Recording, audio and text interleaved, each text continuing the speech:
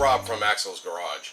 I just did a video on setting the timing on this 63 Chevy C10. It's got a small block 350 in it, nothing fancy, real simple. I didn't even edit the video yet, and I know it was a crappy video because I was fumbling over my words all morning. Maybe I'm a little bit better shape after another cup of coffee, but I ended off the video saying the next thing we should probably do is adjust the carburetor. So I figured while I have everything out, I have the tools out and the cameras out, might as well go ahead and adjust that carb. What I'm talking about by adjusting the carb is adjusting the accelerator pump and adjusting the air idle mixture screws. Pretty much all you need is 2 3/8 wrenches to adjust that accelerator pump, and you need a flathead screwdriver and a vacuum gauge to adjust your air idle mixture screws. And then you're pretty much set with your carb. So how this carb is set up right now is I have my idle screw turned all the way in just so that it's moving just up off idle, and I adjusted the actual idle of the vehicle by using the secondary screw, which is up underneath on the passenger side on the secondaries, and I adjusted that by cracking those secondary throttle blades, the throttle plates on the secondary, just cracking them a little bit, which lets more airflow through, and that doesn't affect your air idle mixture screws, because then you can never really adjust it right when your regular idle screw is set too far in, when you have to really screw it in to get your idle speed where you want it. Again, I'm fumbling over my words. I don't know what's wrong with me today.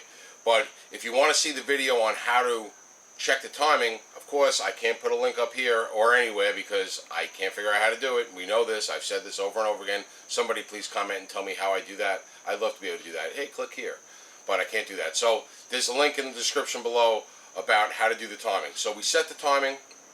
Now what we're going to do, because we played with the carburetor a little bit to get the idle back where we wanted after advancing the timing, we're going to adjust those idle mixture screws, and hopefully this will all be set, we'll be dialed in, we're going to go for a ride, and hopefully we'll have some fun. Alright, so I got my old man glasses back on so I could see. What I have here is I disconnected my vacuum advance hose from manifold vacuum, and I plugged in my vacuum gauge. I tucked it over there in between my heater hose and my fuel line so that I'll be able to read it while the engine's running. Okay, and on the carburetor right here, and on the carburetor on the other side, right over there where my finger is, are your idle mixture screws.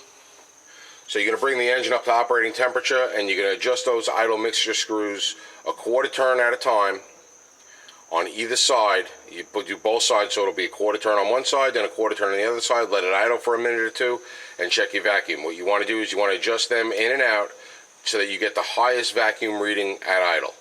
It's best to do it with somebody sitting in the car with it in gear and their foot on the brake. Of course, I'm by myself today. I have no helpers. I don't have that luxury, so I'm going to do it the best I can by doing it while it's in park idling. The accelerator pump is your other adjustment after changing your idle, and that accelerator pump, here's the arm for it right here, and here's the screw that you adjust, and you want to either turn it in or out just so that you have, can you hear that? Just a little bit of play in that pump. I'm sure there's a tolerance, like I've said in a previous video.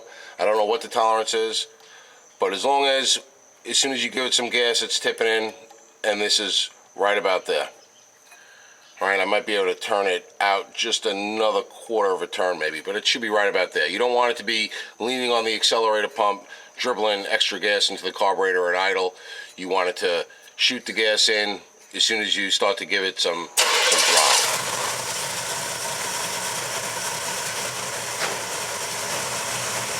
Alright, well, we started up idling, up the temperature. Now we can go ahead and adjust those idle mixing screws. And I got my old man glasses on. Another cup of coffee, so I'm doing much better today. Alright, so all you need is a screwdriver. Take a look at the vacuum gauge. Call that 13.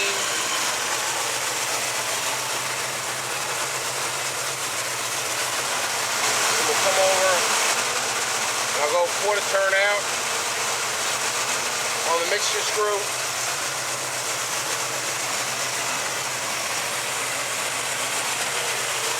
come over to this side. And I'll go another quarter turn out. And then we'll check our vacuum gauge again.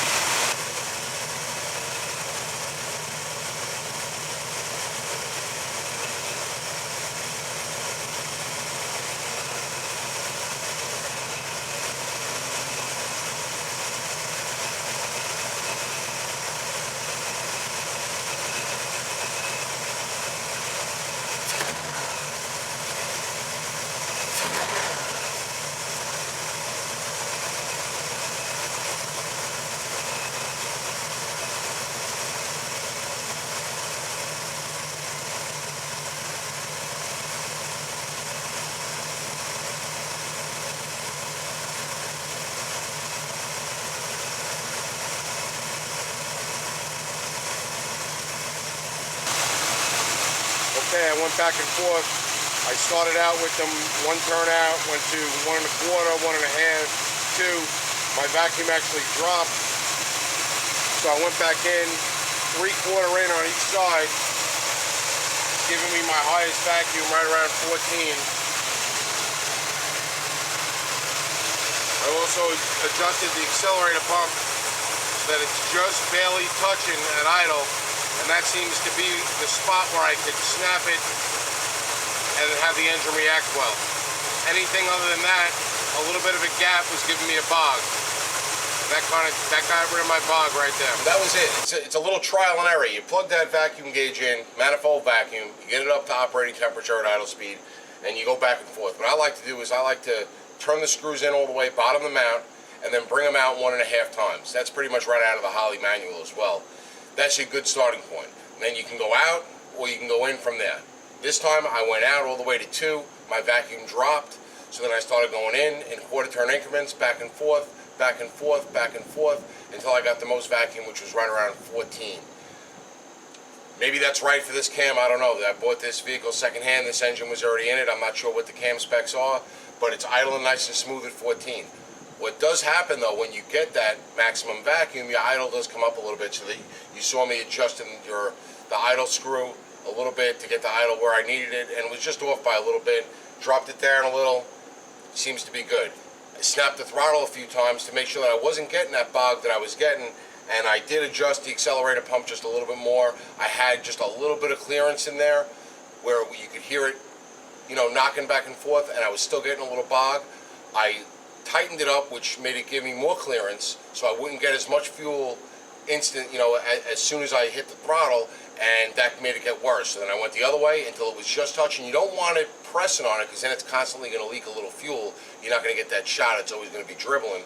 So I got it to where there was almost zero clearance, or just about zero clearance, and snapped the throttle. Engine revs up. Seems to be running good. The only way you're really going to know now is to just go and road test it. And sometimes you got to play a little bit back and forth. I don't know why I'm so confused today. I don't know why I'm fumbling over my words, but I hope you enjoyed the video. Real simple way. In the link below is to do the timing. This one was for the carburetor. Hopefully that'll get you in the ballpark and get you going down the road, at least comfortably, if not happily. I've been doing it this way for a long time, and it seems to work out. Every once in a while I got to go back and just tweak it a little bit again. This one seems to be 100% better than it was when I pulled it in the driveway this morning. So we're going to go for a road test now and enjoy the rest of the day. Looks like the rain's clearing up. I can take my old man glasses off now because I'm done. And that's it for Axel's Garage. We'll see you next time.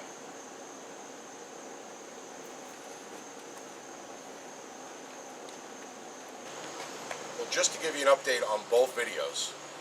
Did the timing on the 63, adjusted the carb on the 63. I'll put this little ending at the end of both of them, and I'll put a link to each other video in the description below because I can't do it up here.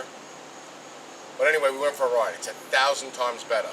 More responsive, doesn't bog on me, doesn't hesitate, doesn't pop through the carb. The timing was way, way retarded at 5 degrees. I got it up to 16 degrees. Idle's nice. I could probably bump the idle up just a little bit more. I'm still getting a little bog or a little hesitation if I just, at a standstill, mash the gas. If I ease into it, I can even ease into it fast and it takes off and it's nice. But if I just mash it completely from a standstill, I'm still getting a little pop in the car, maybe a little hesitation. I'll have to play with it just a little bit more. Like I said, I think I can tweak the idle just a little bit. I wanted you to update it. It's 1,000 times better. It's a lot more fun to drive, much more drivable. I'm really happy with the way it turned out. Simple, cost free. Simple way to do it. Nice and easy. Probably if I played with the timing curve and the total timing, I could probably even dial it in even more. I'll have to get some timing tape to do that. But for now, I'm really happy. Hope you enjoyed it. Please comment below. Love to hear what you have to think. Maybe some suggestions. Thanks a lot. Thanks for watching.